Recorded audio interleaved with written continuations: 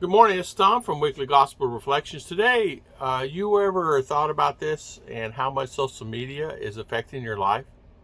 So today we're going to talk about this on Weekly Gospel Reflections. So stay tuned.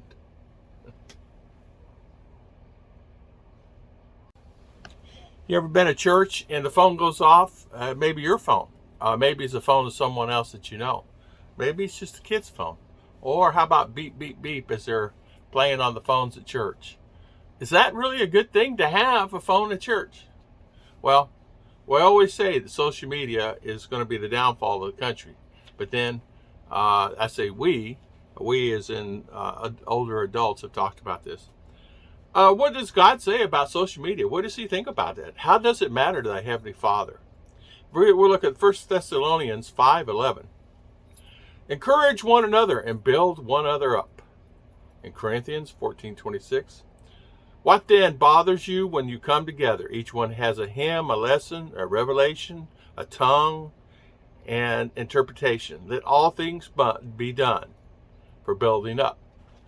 A lot of times social media takes away from the environment that the person is in. For an example, if you're in church and your phone goes off, you don't hear anything that's going on. Or you're playing a game, you don't hear anything that's going on. Or you're thinking about your job, or you're thinking about things, and then if something goes off like that, you're really lost thought all the way around.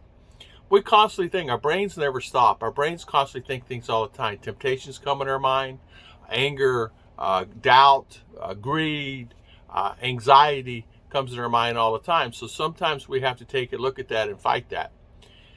As I was growing up as a child, it was radios with us. It was other things. TV was coming into effect. A lot of people had TVs. We had our first color TV. We had a TV, and we had a color TV, and we thought we were really good having a color TV.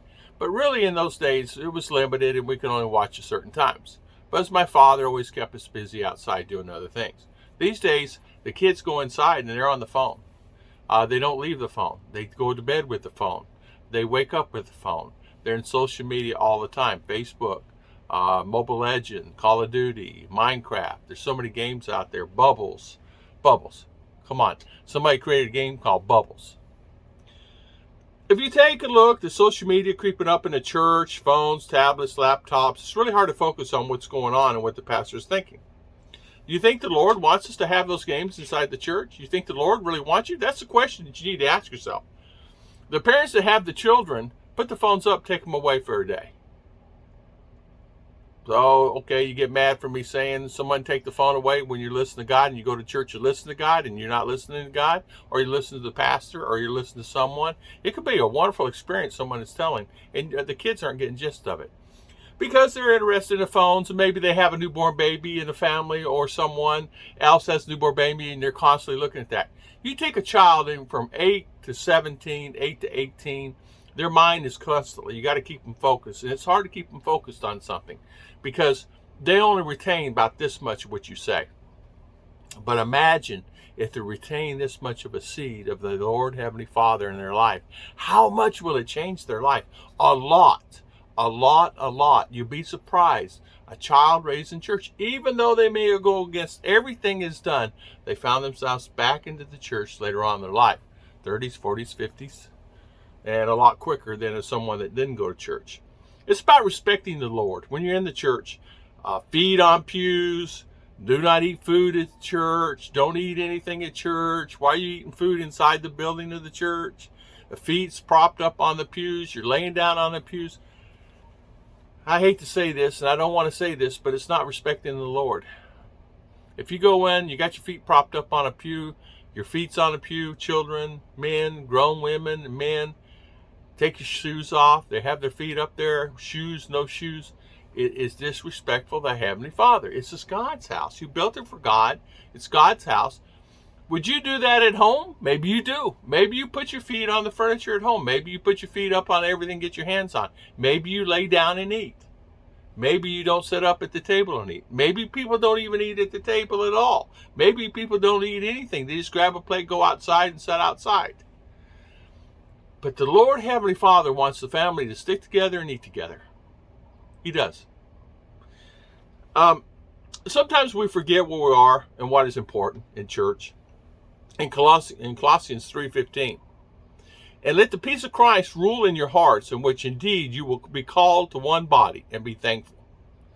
You will have to vice sometimes, and you have these vices coming in your life: cigarettes, smoking, temptations. Then you have your greed and jealousy and things like that. Remember, God is watching you. God is taking the time. He's watching what you say. Think before you speak things. Think before you sit and grab those games, before you grab that phone and take it to church. If you have an email clicking in, it's very important, it has to do with a job. It can wait. It can wait till tomorrow. It can wait 5 hours from now. It can wait another time. Take the time. Give God at least a few hours a day on the Sabbath, on the Sunday, whatever day that is. You'll find yourself really a lot better off. You have emails. You have TikTok. You have YouTube. You have Instagram. You have Twitter. You have Super Chat. You have Suggs chats. You have many others. People just chit-chat on the phone. Then, when it comes to Sabbath, your school, they turn off the phones. Some teachers require the students to turn off your phones, to leave the phones in a box. We have a choice. We have what they call free will to do anything we want to do, when we want to do it. God gave us that ability to do that.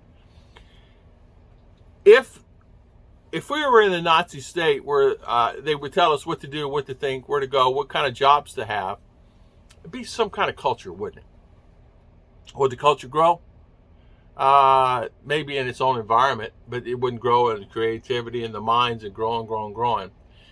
The problem is, a lot of times when you have those things in your mind, those devices, the phones, the laptops, all the social media, your mind is not able to create and grow. Your mind is stagnant right there at the moment. Your mind is stagnant upon that topic, upon that thing that you're doing at that moment. The best thing to do is take your mind off of that. Take your mind, think about what you're doing, when you're going to do it, and just go upon thy Heavenly Father's way. Take that phone, set it off to the side. Take that phone, leave it off. Take that TV, leave it off. Take all these things that you have, leave it off for 5 hours, 8 hours, 10 hours. One day a week, Sabbath, your Sunday, your Saturday, your Sunday, your whatever date you're doing your religion, whatever religion it is, take the time and do that. You'll find your life maybe a lot better. Christ may give you more things and let you have more things, because Christ can give you anything that you want. All you have to do is ask him. He'll give you the freedom.